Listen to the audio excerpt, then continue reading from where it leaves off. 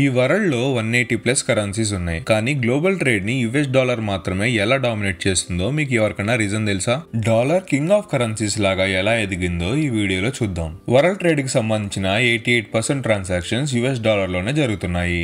ఎందుకంటే 1944లో world war 2 తర్వాత జరిగిన బ్రిటన్ వుడ్స్ అగ్రిమెంట్ లో భాగంగా డాలర్ ని వరల్డ్స్ మెయిన్ రిజర్వ్ కరెన్సీగా 44 కంట్రీస్ యాక్సెప్ట్ చేశాయి. అలా చేయటానికి మెయిన్ రీజన్ ఏంటి అంటే ఆ టైం కి వరల్డ్ లో ఉన్న గోల్డ్ రిజర్వ్స్ లో 70% యుఎస్ఏ దగ్గరే ఉన్నాయి.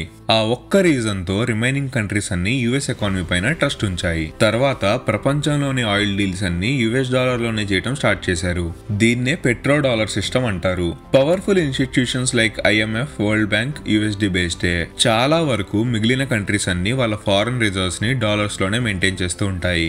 డాలర్ కి ఇంత క్రేజ్ రావడానికి మెయిన్ రీజన్స్ వాళ్ళ స్ట్రాంగ్ యుఎస్ ఎకానమీ, వాళ్ళ పవర్ఫుల్ మిలిటరీ అండ్ వాళ్ళపై బిల్డ్ అయిన గ్లోబల్ ట్రస్ట్. మన రూపీ కూడా ఇండైరెక్ట్ గా డాలర్ మీదే డిపెండ్ అవుతూ ఉంటుంది. మీరు ఫ్యూచర్ లో ఏ కరెన్సీ డాలర్ ని రీప్లేస్ చేయగలదని అనుకుంటున్నారో కామెంట్స్ లో మెన్షన్ చేయండి. ఈ వీడియోని లైక్ చేసి మీ ఫ్రెండ్స్ అండ్ ఫ్యామిలీ మెంబర్స్ కి షేర్ చేయండి. అలానే మా ఛానల్ ని సబ్స్క్రైబ్ చేయండి.